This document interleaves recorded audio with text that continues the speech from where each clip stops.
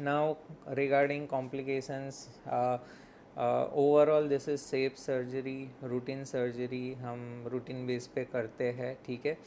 और आपको मैंने रिज़ल्ट भी दिखाए थे पहले, बराबर। बट फिर भी कुछ पॉसिबिलिटीज़ रहती है।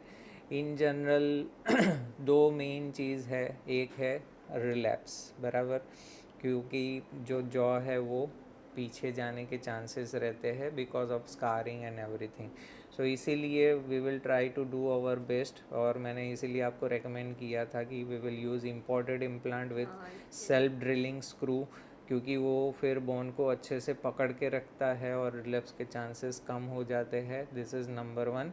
नंबर टू फैक्टर है वो है बोन। अगर हमको स्टेप या गैप ज़्यादा लग रही है तो we will use your bone to fill up that gap, ताकि जो रिलैप्स के चांसेस है वो कम हो जाए। आज की तारीख में ये दो ही जो मैक्सिमम हम कर सकते हैं वो चीज़ है, and that will try to do, okay, ठीक है। इसके अलावा एक और प्रोबेबिलिटी रहती है कि हम अपर जॉ को आगे लेते हैं तो इनिशियली आपकी जो नेज़ालिटी है वो थोड़ी बढ़ सकती है। नॉर्मली 50-60% केसेस में अपने आप वो सेटल हो जाती है, मतलब जो आपका एग्जिस्टिंग वॉइस है वहाँ तक वापस हो जाता है। बट 40% केसेस में हमको एक स्पीच करेक्टिव सर्जरी की ज़रूरत पड़ सकती है, ठीक है। रिगार्डिंग लोअर जॉ, यहाँ पे एक नर्व रहती है जो जॉ बोन के बीच से क्रॉस करके ये एरिया से बाहर निकल के लिप को सेंसेशन देती है, सेंसरी नर्व रहती है, तो उसको डैमेज होने के चांसेस रहते हैं।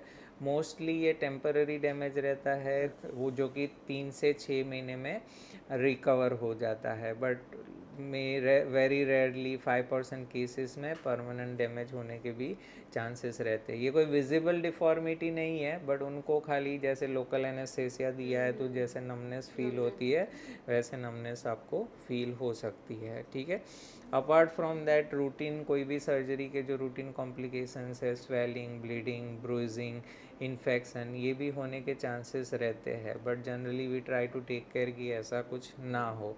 कभी कभी इम्प्लांट्स को इन्फेक्शन लगने के चांसेस रहते हैं, तो इन फ्यूचर हमको उसको निकालने की ज़रूरत पड़ सकती है, ठीक है। सो ये सब पॉसिबिलिटीज़ है, ऐसा नहीं है कि ऐसा होता ही है। अंदर से ही निकालेंगे, जो प्लेट स्क्रू लगाई है उसको निकालने की ज़रूरत पड़ सकती है। नहीं, वो रिलैप्स नहीं हो, वो इमीडिएटली नहीं निकालते हैं, वो कुछ टाइम के बाद, एक बार हीलिंग हो गया उसके बाद निकालते हैं, ठीक है। हाँ, जनरली ये सब टाइटेनियम के स्क्रूज रहते हैं, एमआरआई फ्रेंडली स्क्रू रहते हैं, बराबर, तो उसको लेके एमआरआई करने में कोई प्रॉब्लम है वो, मतलब मैग्नेटिक मेटल नहीं है कि जो खींच जाएगी, पर नॉन मैग्नेटिक मेटल है, तो आप आराम से विदाउट एनी प्रॉब्लम एमआरआई करा सकते हैं। सीटी स्कैन में वो थोड़ा आर्टिफैक्ट दे सकता है, बराबर, जैसे दांतों में ब्रीज रहते हैं तो आर्टिफैक्ट आता है, वैसे वो सीटी स्कैन में आर्टिफैक्ट दे सकता है, एमआरआई में थोड़ा बहुत आर्टिफैक्ट दे सकता है, बट एमआरआई कॉन्ट्राइंडिकेटेड नहीं है। इसीलिए टाइटेनियम मेटल यूज़ होती है बॉडी के अंदर, ताकि ये सब इन्वेस्टिगेशंस करने में कोई प्रॉब्लम ना हो, ठीक है। जनरली मेटल डिटेक्टर में भी वो डिटेक्ट होना मुश्किल रहता है, बट इन केस कभी आप फ्यूचर ट्रैवल करते हैं फॉरेन कंट्री में, तो you can carry a certificate from us कि आपका ऐसा ऐसा सर्जरी हुआ है और इतने इतने इम्प्लांट आपके फेस के अंदर है, ठीक है। तो ऐसा कोई ऑब्जेक्शन नहीं रहता है, क्योंकि ये सर्जरी काफ़ी लोग कॉस्मेटिक पर्पस से भी कराते हैं और उनको कोई ट्रैवलिंग में इश्यू नहीं होता है, ठीक है। तो आराम से आप वो कैरी करके जा सकते हैं, ठीक है।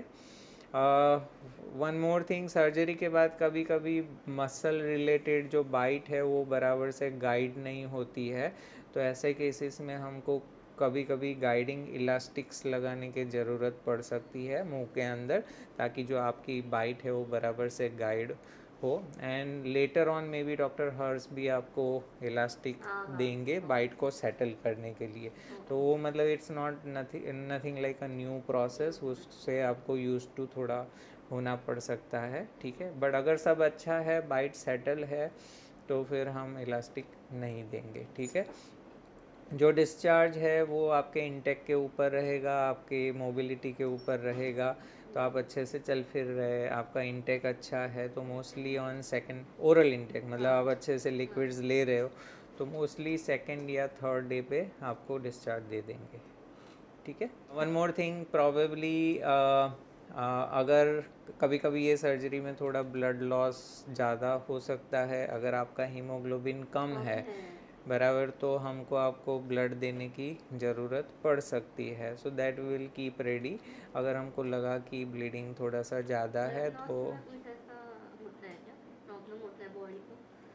नहीं, अगर कुछ ज़्यादा ब्लड लॉस है, हीमोग्लोबिन ड्रॉप हो रहा है तो फिर हीलिंग में प्रॉब्लम आ सकता है, एनेस्थेसिया रिकवरी में प्रॉब्लम आ सकता है।